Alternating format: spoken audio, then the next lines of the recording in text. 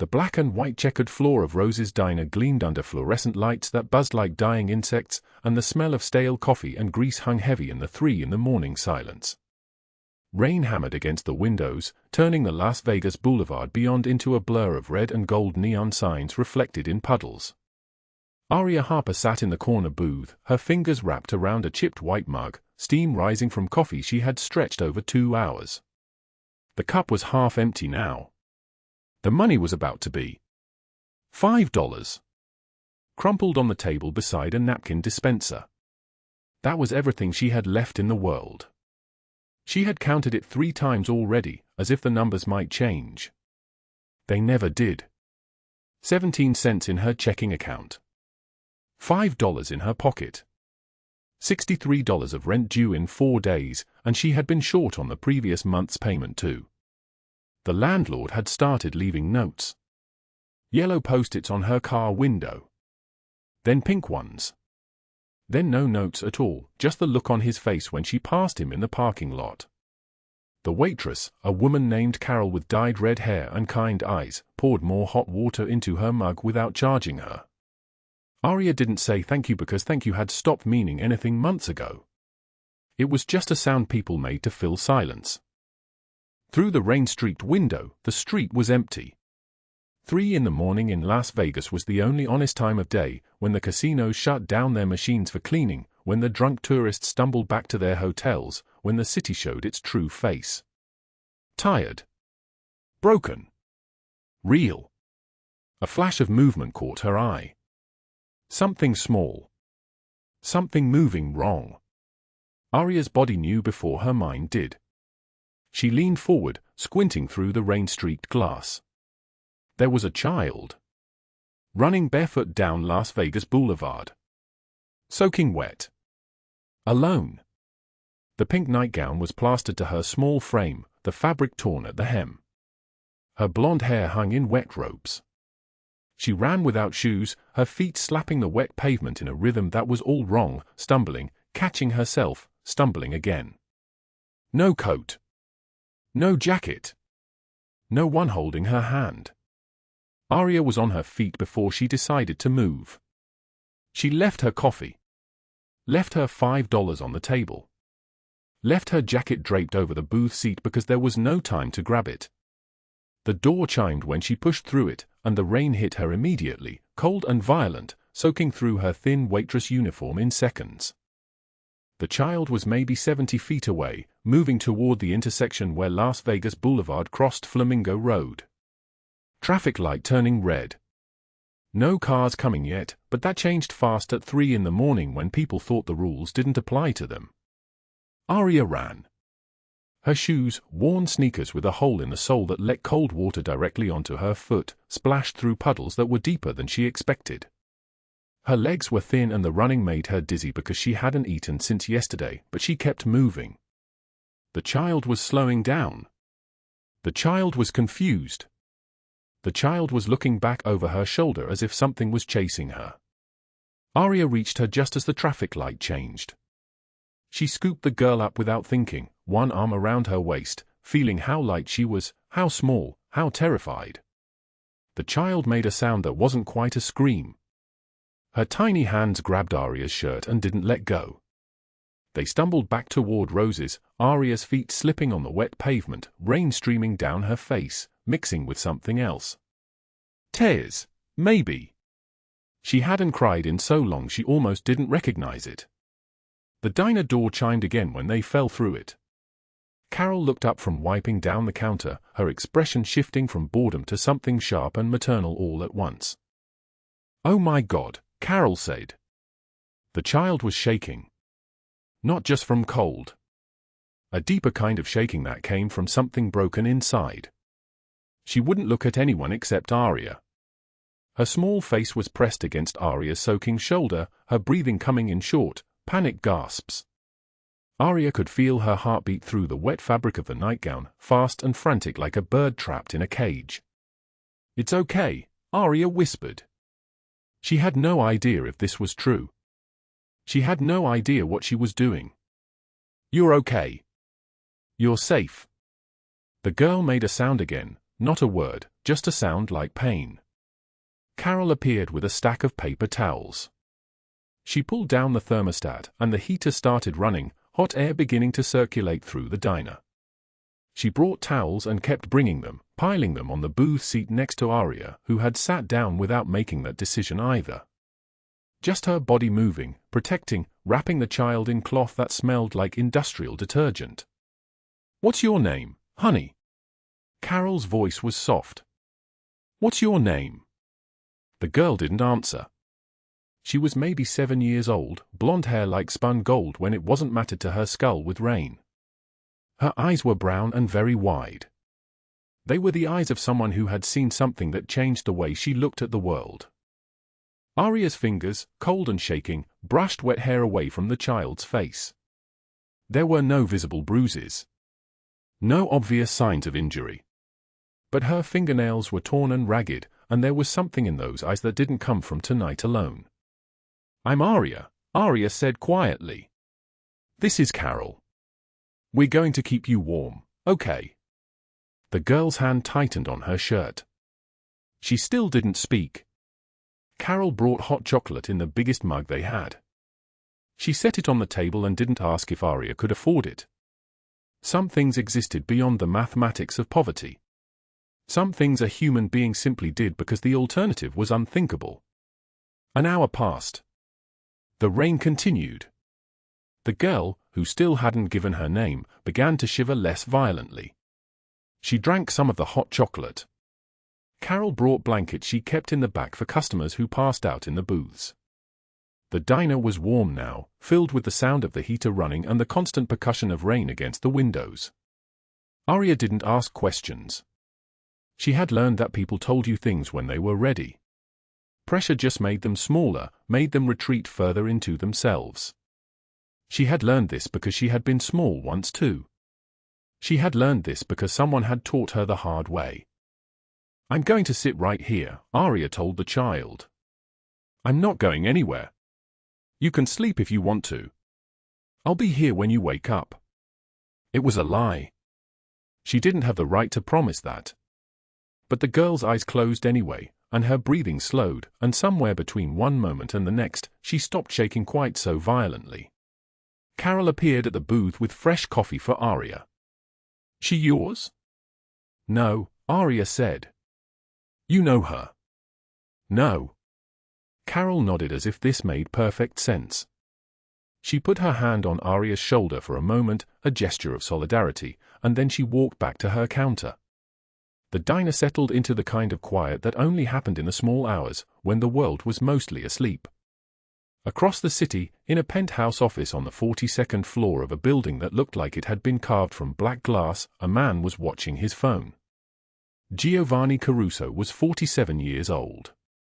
He had been called many things in his life. Boss. Don. The Korean king of Las Vegas. The kind of man whose phone calls determined whether families stayed together or were torn apart. His hair was dark, silvered at the temples. His eyes were the color of storm clouds. There was a scar that ran from his left eyebrow to his jawline, pale against his skin, the kind of scar that told a story if you knew how to read it. He was not the kind of man who shook. But his hands were shaking now. The footage was from the security camera mounted on the corner of his daughter's bedroom window. She had gone to bed at 9 o'clock. Emma always went to bed at 9. She read for 15 minutes, currently making her way through a series about a girl who solved mysteries, and then she turned out the light and slept. At 2:47 in the morning, the window had opened from the outside. It had taken someone 6 minutes and 23 seconds to manage it. Someone who knew that the lock was old. Someone who knew that Emma kept her room dark. Someone who knew that she wouldn't scream immediately. At 2:53 in the morning, a figure had climbed inside. The face was obscured by the angle of the camera. The figure was large. Male. Moving with the kind of confidence that came from having done this before. At 3 o'clock, the figure had emerged from the window carrying something small. Carrying someone small. Giovanni had watched this at least 50 times. His lieutenant Bruno stood behind him, very still. His lieutenant Nino stood near the door, his hand on his phone, waiting for the word. When? Giovanni's voice was barely above a whisper. It was worse than if he had been shouting. Quiet rage was the kind that destroyed things. 6 hours ago, Bruno said. We didn't know until the nanny checked on her at 9 this morning. 6 hours. His daughter had been missing for 6 hours while he slept. While he dreamed. While he sat in that restaurant on the east side, conducting business, making decisions about money and territory and the various ways that power manifested itself in this city. 6 hours. Giovanni's hand moved to the photo on his desk. Emma at age 6, gapped her smile, holding a goldfish she'd won at a carnival. She'd named it Sparrow. She'd kept detailed notes about its eating habits in a composition book. She had a mind like that, observant, careful, determined to understand the world through information and evidence. She was 7 now. Almost 8. Every camera in the city, Giovanni said. I don't care if you have to buy the feeds. I don't care what you have to do. Find her. Bruno was already moving, his phone already at his ear, calling other men who would call other men, setting in motion the kind of machinery that only existed in the underworld. Machinery that could move a city. Machinery that could make people appear or disappear, that could turn a photograph into 1,000 pairs of eyes, that could promise that if a child had been taken, a child would be found. But for the first time in 20 years, Giovanni Caruso was not thinking about his power. He was thinking about his daughter's face in that composition book, the careful handwriting noting that Sparrow had eaten 12 flakes of fish food and swum counterclockwise for most of the afternoon.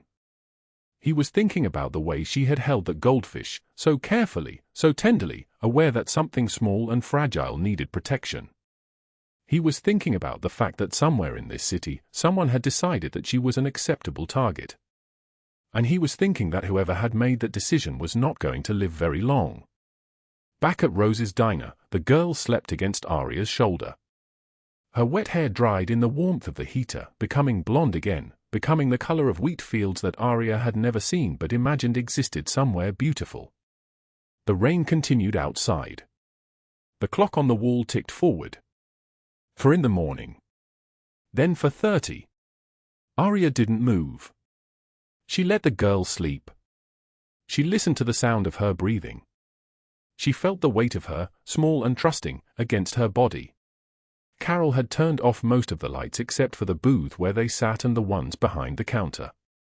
The diner had that quality of being between worlds, not quite day, not quite night. A place where ordinary rules sometimes bent. "What's your name, baby?" Aria whispered to the sleeping child. "Where did you come from? Who's looking for you?" The girl didn't answer. She just gripped Aria's shirt and slept like she hadn't slept in a very long time. Aria sat in that booth and held her, understanding in the way that broken people understand each other without speaking that this child had run from something worse than the rain. And that she, Aria Harper, with $5 to her name and nowhere to be, had just become the only safe place in this child's world. She had no idea what she was carrying. No idea that the man across the city was watching footage on a phone, no idea that a search was beginning. She only knew that a child had chosen her. And that meant she would not let go. The rain had stopped 3 hours ago, but Aria Harper's hands still trembled as she wrapped them around a cup of coffee that Carol had refilled 5 times without charging her. The cup was chipped at the rim. The coffee was lukewarm. She didn't care. She cradled it like it was keeping her alive. Emma slept against her shoulder, the small girl's breathing deep and even, her blonde hair drying in pale strands. Aria didn't move. Movement meant waking her. Movement meant losing this moment of peace that felt like a blade cutting through the terror of the last 6 hours. The clock above the counter read for 56 in the morning. Rose's diner was empty except for Carol, the night shift cook who had stopped asking questions 3 months ago when Aria started coming in with Emma. Carol simply made sure there was always a booth in the back, always hot chocolate, always a safe space. The fluorescent lights hummed above them like an old prayer. Outside, the Las Vegas Strip glowed in the distance, all that wealth and noise and endless electricity. Inside here, there was only the sound of the industrial refrigerator cycling on and off, the faint jazz from a speaker that hadn't worked properly since 2009, and the breathing of a child who had finally stopped being afraid. Aria looked down at Emma's face. Even in sleep, the girl bore the marks of her terror. A faint bruise along her left temple. Her fingers curled into white-knuckled fists.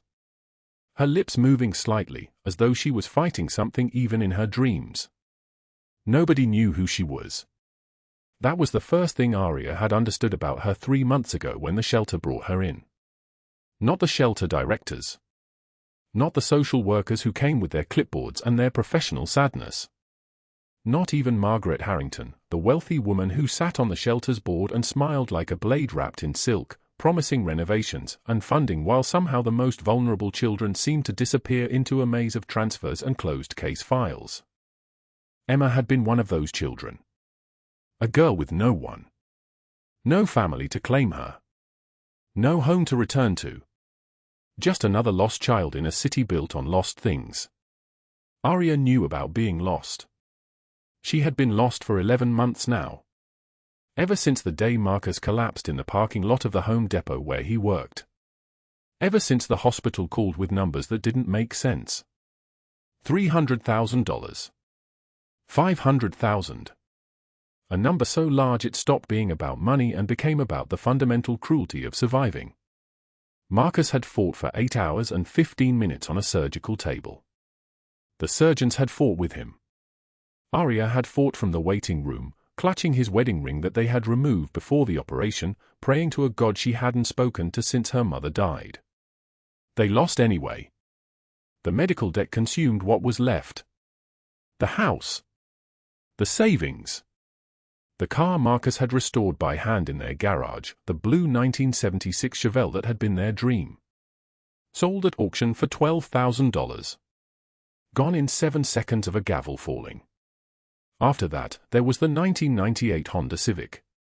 There was the gas and go bathroom on Fremont Street where she washed her face every morning at 5 o'clock, where she brushed her teeth over a sink that tasted like rust and abandonment, where she changed into her work uniform in a locked stall while the attendant on duty pretended not to see her. There was the closed shopping center on Boulder Highway where she parked at night, a location she rotated every 3rd day to avoid the police officer who had started to recognize her car. There was Douglas Hale. She didn't want to think about him, not here, not with Emma sleeping. But her ribs throbbed with a dull ache that never quite went away, and her hands remembered the supply room wall pressing against her spine, and her ears remembered his voice like grease and whiskey.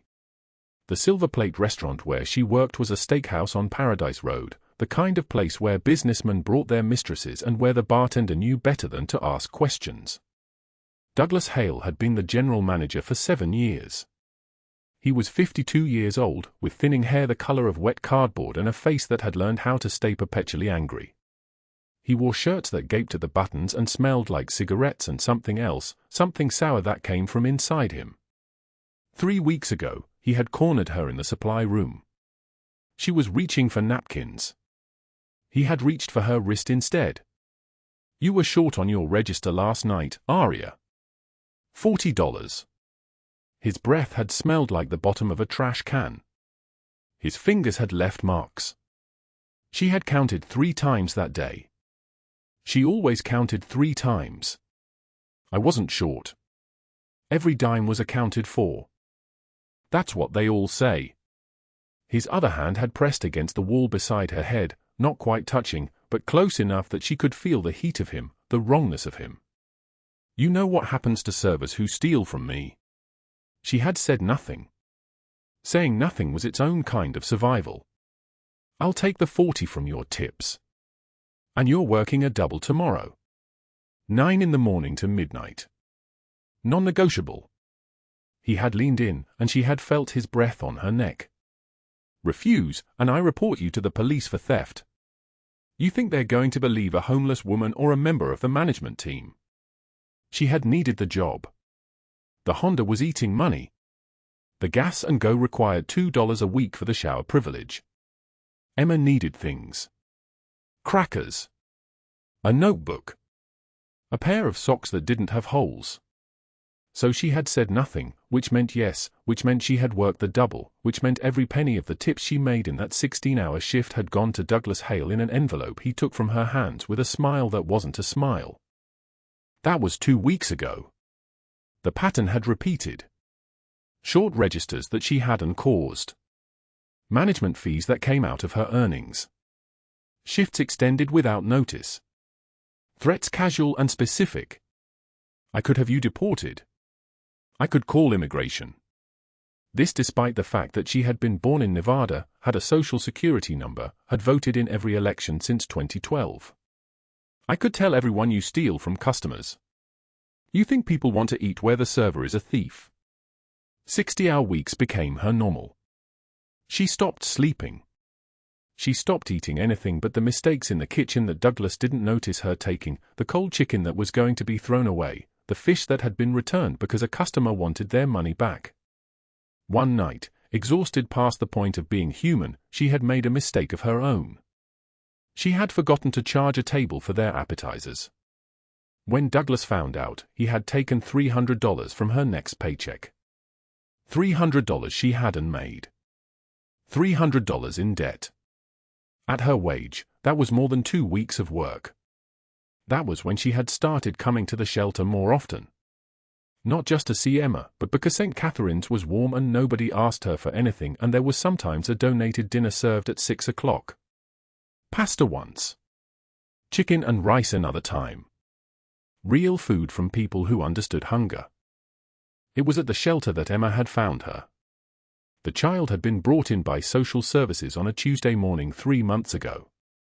No name given in the files, just a case number and a note about possible abandonment. She was maybe 6 or 7 years old, though she was small enough that she could have been younger, the kind of small that came from not eating enough. Her hair was the color of dark honey. Her eyes were the color of something broken. She wouldn't speak. She wouldn't eat unless food was left beside her and she was alone. She would scream if any of the male staff members came near her, a sound like something being torn.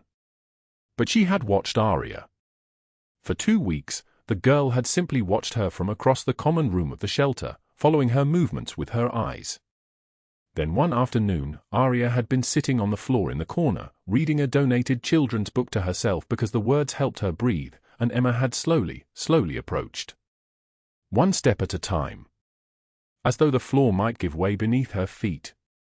As though Aria might disappear if she moved too fast. She had sat down. Not touching. Just sitting beside her.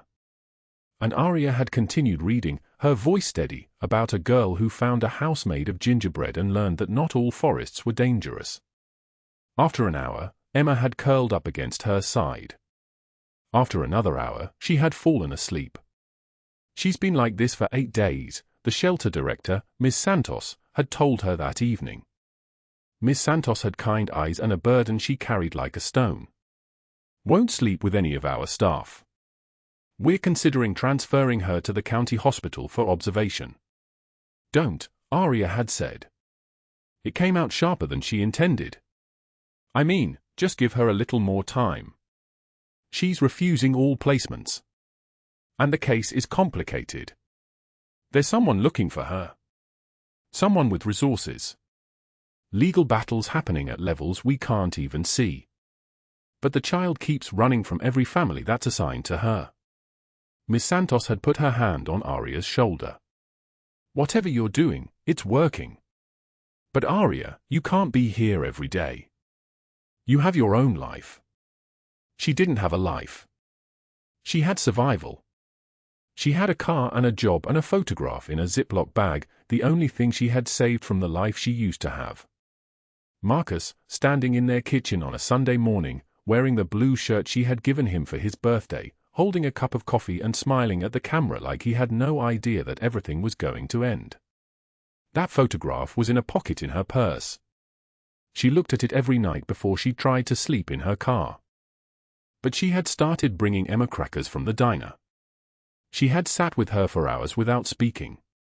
She had let Emma fall asleep against her shoulder and hadn't moved until the girl woke on her own. 2 weeks ago, Emma had whispered her first words, barely audible, a breath that might not have been words at all. "Don't leave me," Aria had promised. It was the only promise she had made since Marcus died. The only one she meant with her entire broken heart. And then tonight, Emma had appeared at the diner soaking wet, her eyes wild with fear, her lips blue with cold. She had run. From where? Aria didn't know. From what? Aria didn't ask. The child had run until she found the diner, found Aria, found the only person in the world who had ever kept a promise. Carol emerged from the kitchen carrying a blanket that had been donated years ago, a thing faded and patched but clean. She draped it carefully over Emma's small form. "She's safe now," Carol said. It wasn't a question. It was a statement. It was the thing people said when they needed to believe it. Aria nodded.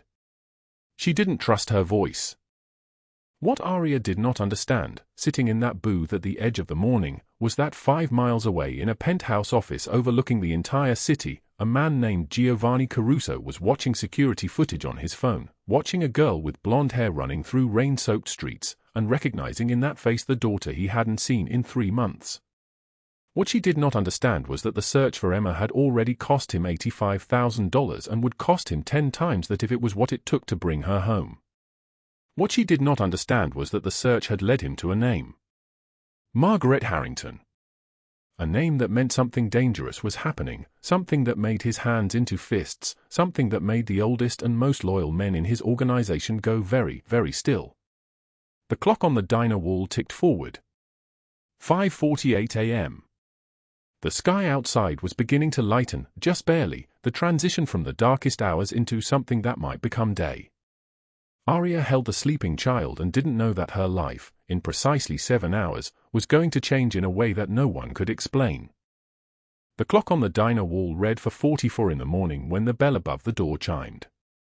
Aria's hand moved instinctively to Emma's shoulder, pulling the sleeping child closer. The blanket Carol had given them suddenly felt thin, inadequate, like tissue paper against a wind that could tear through anything. 3 men entered. They moved with the kind of precision that came from years of moving together, shoulders squared, eyes scanning, hands relaxed but ready. The first man was tall, broad-shouldered, his tailored charcoal suit fitting so perfectly that the seams looked like they'd been drawn with a ruler. His white dress shirt was open at the collar, revealing a chest marked with a thin scar that ran from his left temple down to his jawline like a blade had once tried to split him open and failed. His hair was dark, swept back from his face, and his eyes were the color of storm clouds just before lightning breaks the sky. This was Giovanni Caruso. Behind him came Bruno and Nino, their movements synchronized, their faces blank. The diner suddenly felt smaller. The fluorescent lights hummed louder. The smell of grease and old coffee grew sharper. Giovanni's eyes found Emma first. His jaw tightened. His entire body went still, the way a predator goes still when it spots something it has been hunting for weeks. Then his gaze moved to Aria. "Step away from her," Aria said quietly. Her voice came out steadier than her hands felt. "Or I scream until every cop in Vegas shows up." Giovanni raised both hands slowly, deliberately. "She's my daughter. Emma Caruso. She was taken from me." Aria looked down at the sleeping child. Emma's fingers were wrapped around her shirt.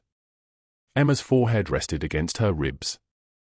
Emma stirred at the sound of his voice, her eyes fluttering open, confused and groggy. She looked at the man in the expensive suit. She looked at Aria. "Aria stays," Emma whispered. Her small voice cut through everything, the tension, the danger, the weight of Giovanni's presence in that tiny booth. Giovanni's expression shifted. It was brief, barely visible, the way clouds move across a stone. The most powerful man in Las Vegas, owner of casinos and hotels that stretched across the entire city, commander of men who would kill without hesitation, was being told a condition by a 7-year-old girl who would only go home if her homeless protector came with her. He sat down slowly across from them, moving with careful deliberation. "What's your name?" "Aria Harper." "How do you know my daughter?" The story came out in fragments. The shelter. 3 months of night shifts at the diner followed by days at St. Catherine's watching Emma. How the child would not eat unless Aria was in the room. How Emma would not sleep unless Aria promised to still be there in the morning. How Aria had whispered stories into the dark about girls who were brave and strong and belonged to no one but themselves, until Emma's breathing finally steadied and sleep came.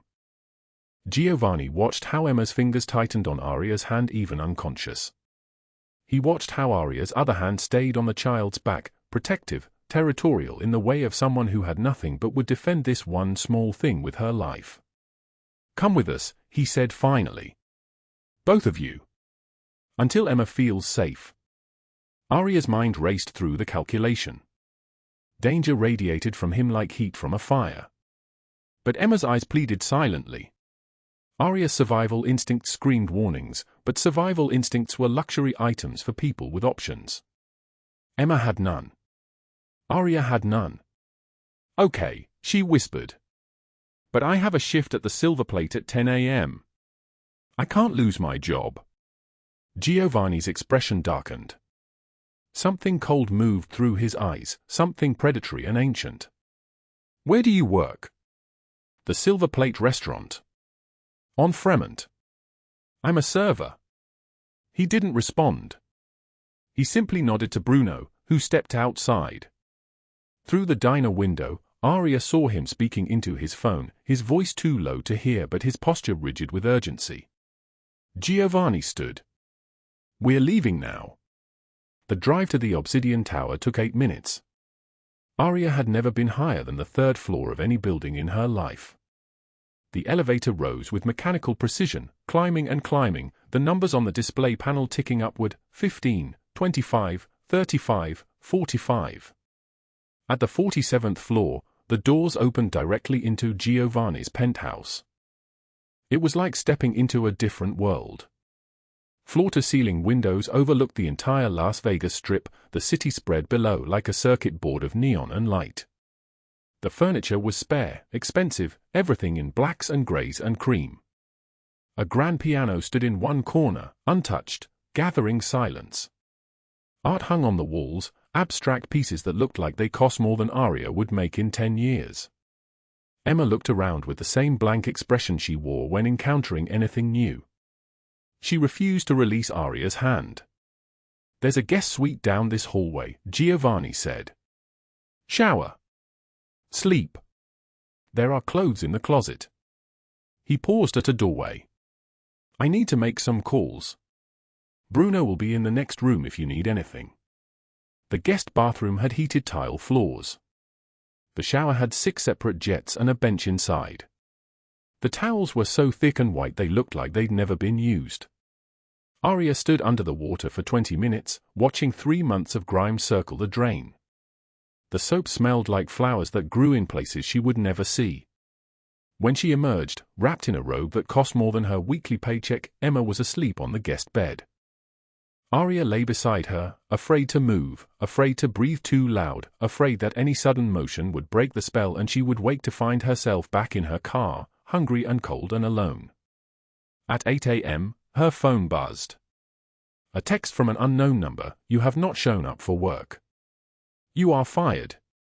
If you come near the Silver Plate again, I will call the police and tell them you kidnapped Emma from the shelter. You have destroyed yourself." It was Douglas Hale. Her manager. The man who took her tips.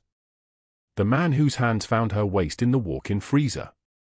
The man who told her she was nothing and that no one would ever believe her because she was homeless, expendable, worthless. Her hand shook. Giovanni appeared in the doorway an hour later with Emma between them.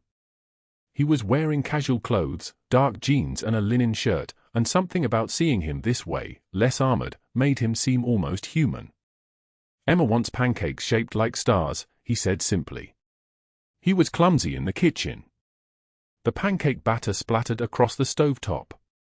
The first batch burned.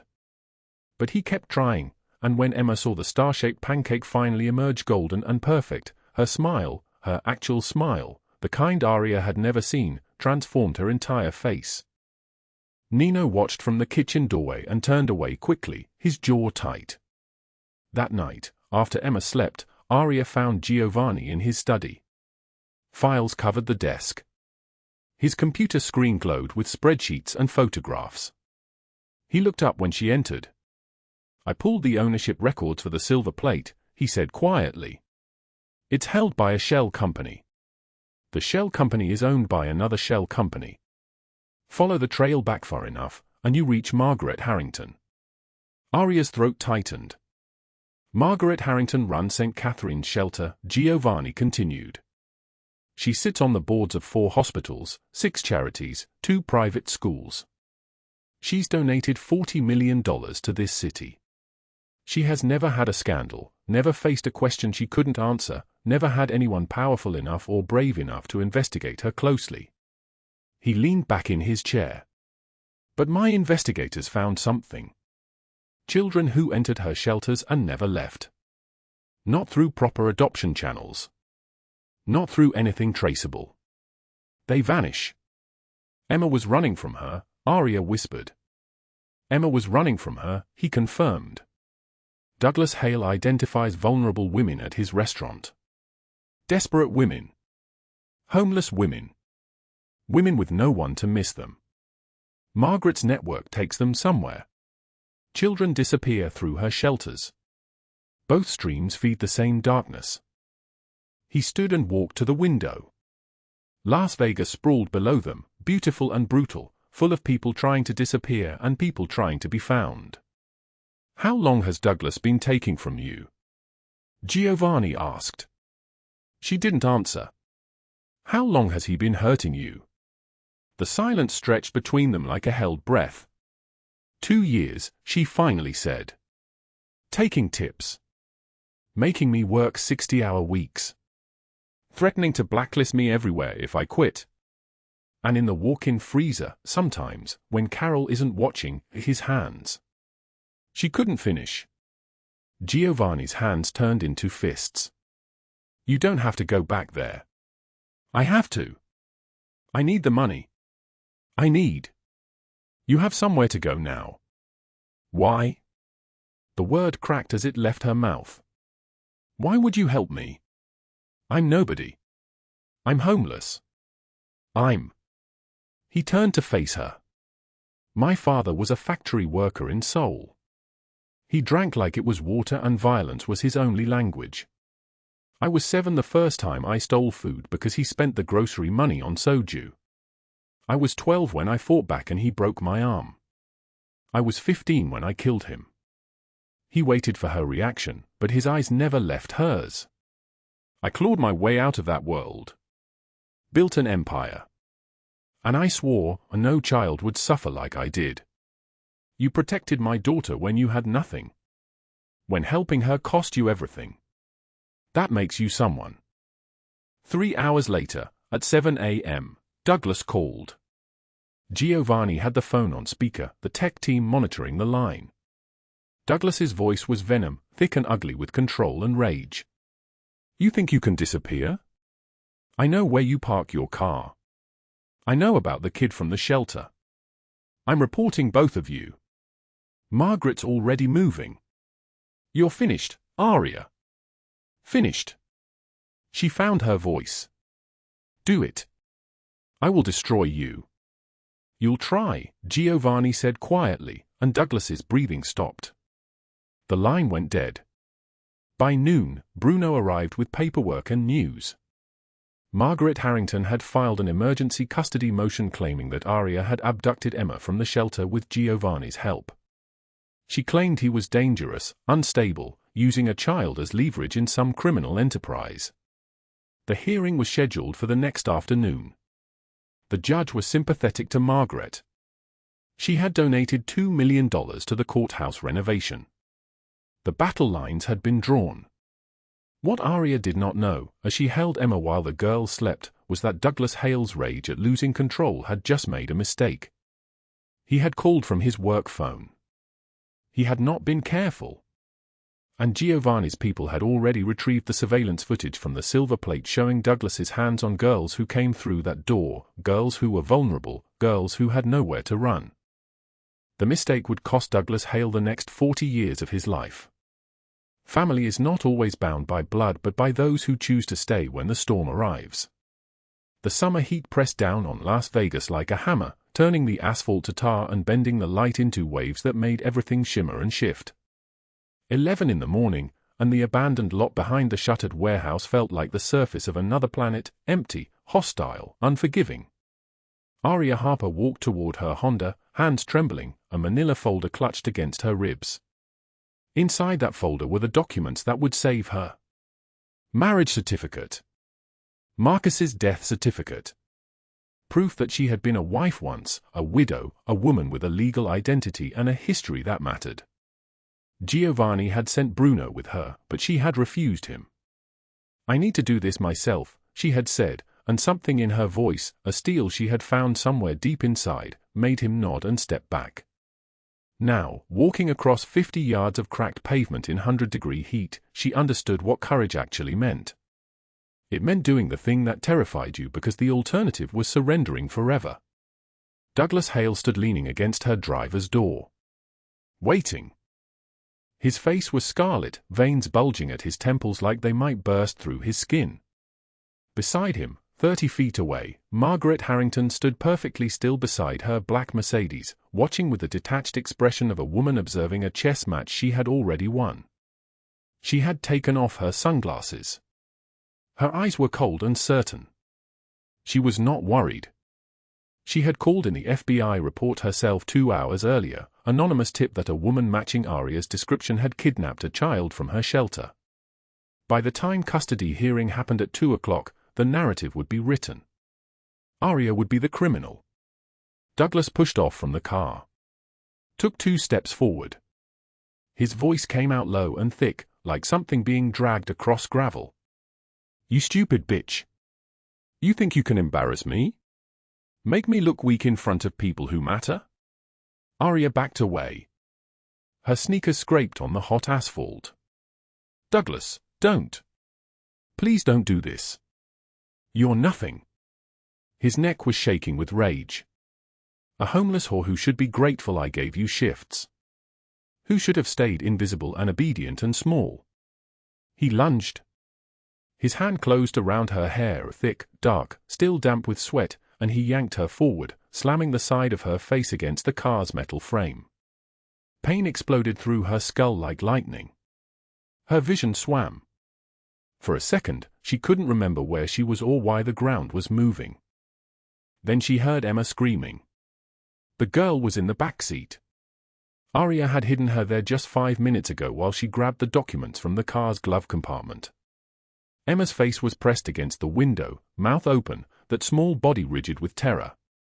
"Aria! Aria!" Douglas saw her. His eyes tracked the movement and something shifted in his face. Triumph, hunger, recognition. The brat. Margaret was right. You did kidnap her. You're stealing her to keep her for yourself. He grabbed Aria's arm, wrenched it behind her back, and dragged her toward the alley that ran between the lot and the abandoned warehouse. Thunder rumbled overhead, sudden and wrong in the oppressive quiet. The first drops of rain fell, huge, warm, then shifting temperature as the storm broke open and the sky turned the color of a bruise. Douglas threw her to the ground. Aria hit the wet pavement on her hands and knees. The impact drove air from her lungs. She gasped, trying to breathe, trying to get her legs under her. He was already pulling back his fist. The knuckles came down toward her ribs, once, twice. Each impact sent fresh waves of white-hot pain through her body. She curled into a ball, instinct, worthlessness, 8 years of knowing she deserved this because she had always deserved this. "You'll confess," Douglas was saying, his voice high and ugly with exertion. "You'll tell them you took her. That you're unstable. That you need to be in an institution." He kicked her side. His boot connected with the exact spot where her ribs were already cracked. "Do you hear me?" Aria heard Emma's screams more than anything else. The child was tiny, soaked through with rain, running toward them down the alley. "Stop it! Stop hurting her! Please stop!" Douglas turned toward Emma. His hand clenched. Shut that kid up or I will shut her up for you. Something cold and clear and absolute crystallized inside Aria's chest. Not anger. Not fear. A choice. She forced herself up. The world tilted and shifted, but she moved anyway, placing her body between Douglas and Emma. Her voice came out shattered, rough like gravel being dragged across concrete. Don't you touch her. Douglas grabbed her by the throat. His fingers dug into her neck, cutting off air, and he slammed her back against the brick wall of the warehouse. The impact drove stars into her vision. Her hands flew up automatically, trying to pull his grip away, but he was stronger and angrier, and he had spent 8 years perfecting the art of hurting people who couldn't fight back. Her shirt rode up, caught on the rough brick. Douglas's eyes went wide. He went very still. His other hand came up and he stared at her exposed back. At the landscape of scars that covered every inch of skin, welts raised and angry even after 8 years, cigarette burns arranged in deliberate patterns, the map of a woman who had survived something that should have killed her. The scars Marcus had given her. Before he changed. Before he loved her? Before he died. Douglas started to laugh. The sound echoed off the wet brick. Jesus Christ. You're damaged goods. You're a used up, beaten down, completely broken whore, and you think anyone would believe you over me? Over a man with a job and a future? You're going to walk into that custody hearing and every judge in Nevada will see what you are. Trash. His fist raised again. Aria felt the 8 years collapse down on her like the weight of an ocean. She was back in the apartment, back in the darkness, back under Marcus's fists when he was drunk and angry, and she had done something wrong without even knowing what it was. She was that small again. That worthless. That broken. Emma's voice cut through the rain like a blade. Aria. Please get up. Please don't let him win. Please. That child. That small, soaked, terrified child who had chosen her. Who had trusted her with the darkest parts of her own history. Who needed her to be someone. Aria's fingers dug into the wet pavement. Her broken ribs screamed. Her throat burned. But she pushed herself up, got one foot under her, then the other. She didn't run. She didn't beg. She just stood there, bleeding in the rain, and stared directly into Douglas's eyes. Hit me if you want to, she said. But I'm not going to disappear. Not today. Not ever again. 3 black SUVs screamed into the alley from 2 different directions, blocking both exits in synchronized movement. The doors opened. 12 men in tactical gear moved like ghosts, silent, efficient, surrounding Douglas and Margaret's position so quickly and completely that she had no exit left. Giovanni Caruso walked through the rain without an umbrella. His suit was soaking. Water streamed down his face. But his eyes were locked on Aria bleeding on the pavement, and his hands were shaking in a way his men had never witnessed in 15 years of working for him. His jaw clenched so hard you could hear teeth grinding. Bruno scooped Emma up. The girl was light as paper, easy to carry away from the scene. Nino appeared with a camera, documenting everything with methodical precision. Every bruise. Every drop of blood. Every scar on Aria's exposed back. This was evidence now. This was truth. Giovanni knelt beside Aria. Let me see. She tried to cover herself, but her arms wouldn't obey. He saw the landscape of scars and his entire body went rigid. Who did this? My husband, Aria whispered. Before he died. 8 years ago. No one knew. I never told anyone. Giovanni's voice dropped to something below a whisper, something that sounded like a prayer or a curse. You will never hide again. He stood. Turned toward Douglas, who was backing away, suddenly understanding that the casual cruelty of the world had ended and something much worse had arrived. I didn't know she was with you. This is a misunderstanding. You stole from her, Giovanni said quietly. You threatened her. You beat her. And you put your hands on my daughter. I never touched the kid. I swear on everything. You were about to. Giovanni made a gesture, simple, almost gentle, and his men moved. Not toward Douglas. Toward Margaret, who was sliding back into her Mercedes, trying to disappear into wealth and power and the belief that nothing could touch her. Sirens filled the air. The federal vehicles screeched into the lot from both directions. Agents in tactical gear poured out, weapons drawn, moving with the precision of people who had been waiting for this moment. Special Agent Chen approached with a warrant held in her hand like a blade. Margaret Harrington, Douglas Hale, she said, her voice carrying clearly through the rain. You're under federal arrest for conspiracy to commit human trafficking, wire fraud, racketeering, and kidnapping. Douglas collapsed to his knees in the rain. His body folded in on itself like a puppet with its strings cut. He tried to crawl away, trembling like a cornered animal, begging, I was just following orders. She made me do it. I'll tell you everything. Please? An agent hauled him up. Handcuffs clicked. 40 years in federal prison, minimum. Start talking and maybe it's 35. Margaret didn't beg. She went rigid, silent, as they secured her wrists. But her eyes found Aria one last time across the rain-soaked pavement, pure hatred, pure recognition of what had just happened. The look said everything. You did this. You ruined me. You, the invisible woman, the nobody, destroyed me. Aria stared back and didn't look away. Within hours, Margaret's penthouse was being raided by 30 federal agents. Computers seized. Files confiscated.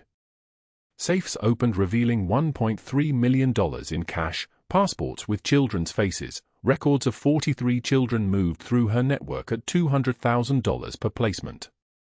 By evening, every news channel was broadcasting the footage. The headline screamed, Charity Queen arrested in child trafficking ring. By midnight, Douglas's face appeared on the national news as a registered sex offender pending trial. By the next morning, the silver plate surveillance footage was subpoenaed by the FBI, showing Douglas with his hands on vulnerable girls who came through that door. Girls who were powerless. Girls who had nowhere to run. The prosecutor laid it out in dry, devastating language, 40 years minimum. Federal supermax. No parole. Every moment of the next 4 decades separated from sunlight and freedom. Douglas wept in his holding cell, begging for a deal that would never come. Margaret sat in her own cell across the detention block, watching her carefully constructed empire of respectability burn to ash on every screen in America. Family is not always bound by blood but by those who choose to stay when the storm arrives.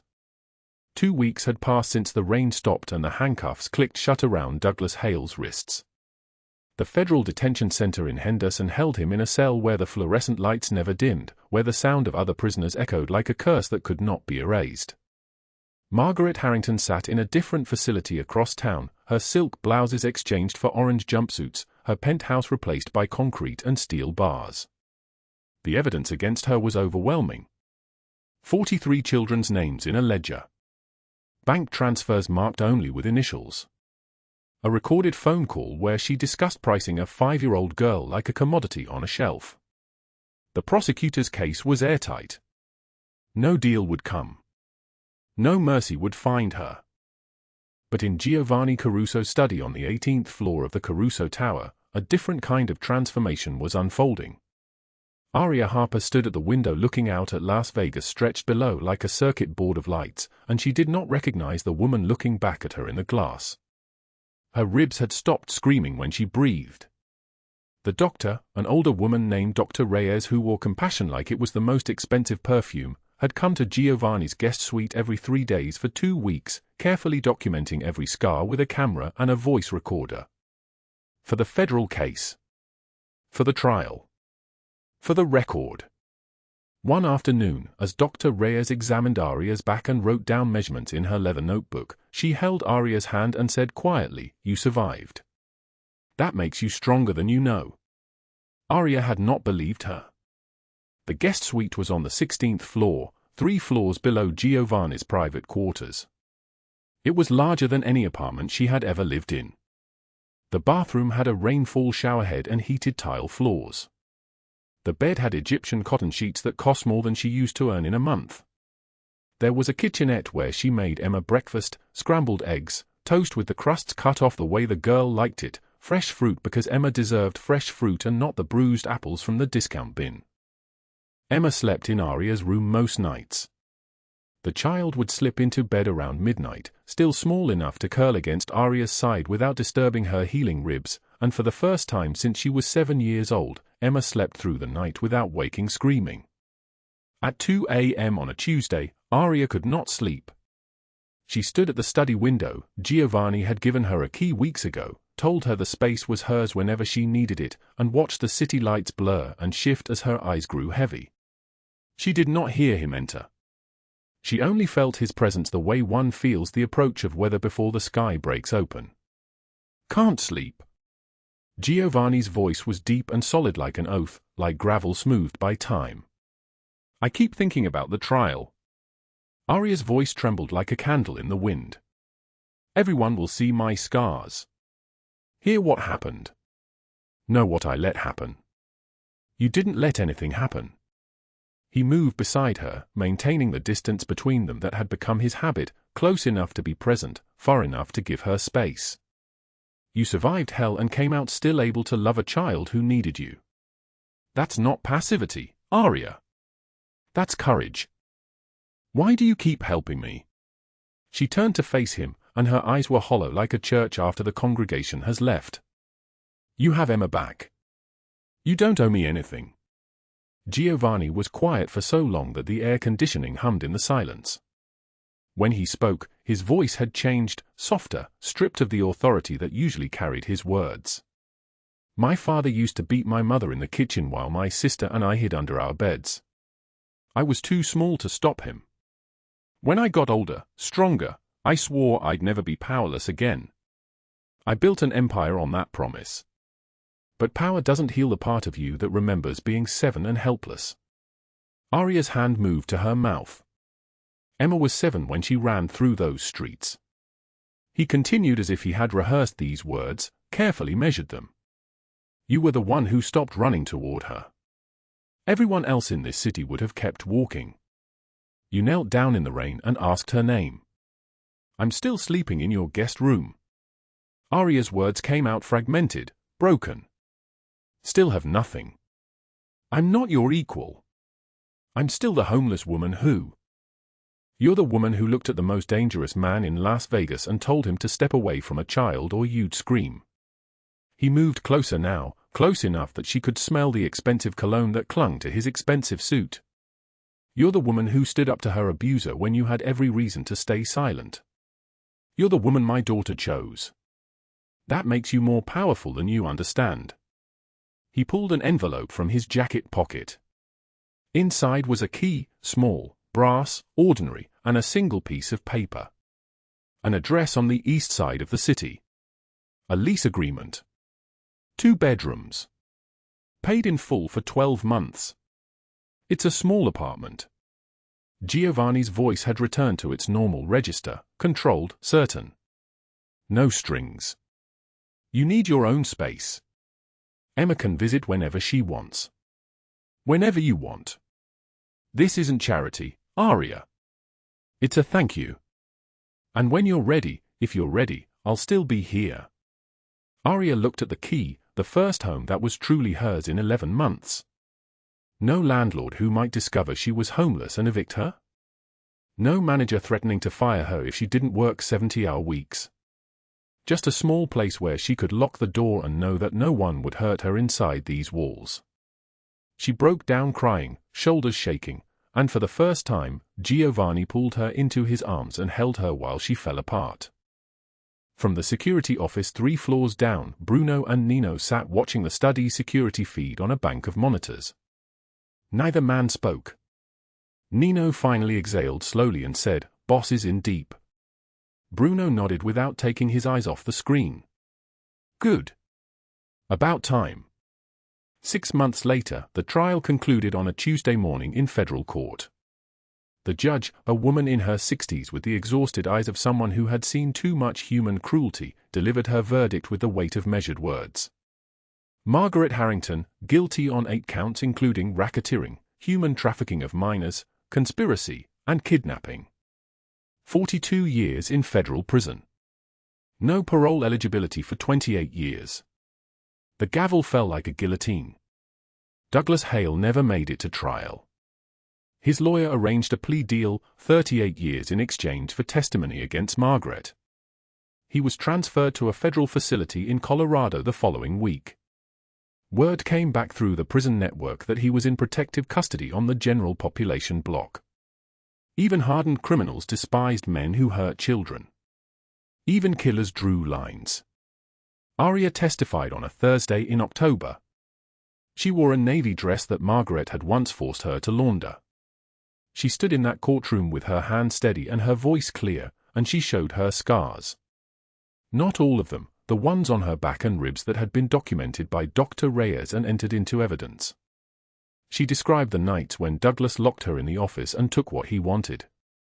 She described the tips he stole. She described the threat in his voice when he said he'd fire her, knowing she had nowhere to go. When her voice shook, she looked into the gallery where Emma sat holding Giovanni's hand, and found the strength to continue. The present tense stretched forward from there. Aria's apartment was small, warm, unmistakably hers. 2 bedrooms, a kitchen with sunlight pouring through the eastern window, plants on the windowsill that she had learned to keep alive. Photographs lined a cork board above her bed, one of Marcus from before the darkness, one of Emma taken at her 8th birthday party, one of her and Giovanni at that same party where he had let Emma lead him around by the hand while she introduced him to every child at the venue. She worked at a new restaurant on the west side of the city. Giovanni did not own it. The owner was a woman named Rosa Delgado whose own daughter had survived trafficking. Rosa paid fair wages. No stolen tips. No 60-hour weeks under threat of termination. Aria worked 40 hours and lived on what she earned, and it was enough. Emma visited 3 times a week. Sometimes overnight, sleeping in the second bedroom that Aria had painted soft blue at the girl's request. The wall above Emma's bed held drawings that the child had created, colored pencil renderings of the sun, of flowers, of Aria and Emma holding hands. Giovanni picked Emma up on those nights, always respectful, always asking Aria's permission before he arrived. Always respecting her autonomy in a way that was so rare, so precious, that Aria sometimes had to sit alone for a moment after he left and remind herself that this was real. The romance had deepened slowly, like dawn arriving in increments so gradual that you don't notice the darkness breaking until light is suddenly all around you. They had dinner once a week. He listened when she talked about Marcus, about the years of marriage before the financial collapse that had started the spiral downward. She listened when he talked about Korea, the village where he was born, the sister who had died of tuberculosis when she was 12, the violence he had committed in the name of building an empire and the peace he was trying to find in the ruins of all that power. Last week he had kissed her goodnight at her apartment door. It was gentle, careful, a question asked in touch rather than words. He had pulled back when she needed to breathe, and he had not pushed for more. Just that, a kiss, a promise, a boundary respected. This was not a fairy tale rescue. This was 2 people who had survived hell learning that survival is not the same as living, and choosing to live together anyway. The final scene arrived on a Sunday evening. Aria's small apartment was loud with chaos. Emma had spilled apple juice across the kitchen table. Bruno had volunteered to cook and somehow managed to burn the garlic bread while the main course remained criminally undercooked. Nino told jokes that made no one laugh but that he seemed compelled to deliver anyway, something about a priest and a mobster walking into a bar, the punchline lost to time and poor timing. But it was family. Not the family Aria was born into. Not the family she had lost to addiction and circumstance. Not the family built on blood relation and obligation. The family she had chosen and that had chosen her back. Giovanni sat at her small table with his expensive suit jacket discarded over a chair, sleeves rolled up, looking less like the most dangerous man in Las Vegas and more like a man who had found something worth becoming gentle for. Bruno and Nino flanked Emma like they were Secret Service agents protecting a president, which made her laugh so hard she snorted. Aria stood in her kitchen, in her apartment, in the life she had built from nothing, and watched these people eat food that was imperfectly prepared and love it anyway because they were together. Giovanni caught her eye across the table. She smiled. Emma bounded from her chair and wrapped her arms around Aria's waist. "I'm glad you didn't leave. I promised, didn't I?" Aria held her close, breathing in the smell of shampoo and childhood and safety. Family is not always bound by blood but by those who choose to stay when the storm arrives. Aria Harper was a homeless woman who had nothing, no home, no safety, no reason to believe anyone would choose her. But when a child needed her, she didn't hesitate. And when the most powerful man in Las Vegas saw what she had done, he made a choice too. Not to possess her, but to protect her. To give her the space to heal. To wait until she stood as his equal. Douglas Hale and Margaret Harrington built their power on exploiting the powerless. They believed people like Aria would never fight back. They were wrong. Sometimes the strongest person in the room is the one who has been broken and refused to stay that way. If this story moved you, drop a like. Share it with someone who needs to hear it. Subscribe for more stories of courage, justice, and the families we build from the ruins. Tomorrow we have another story you won't want to miss. Thank you for staying with us. Goodbye.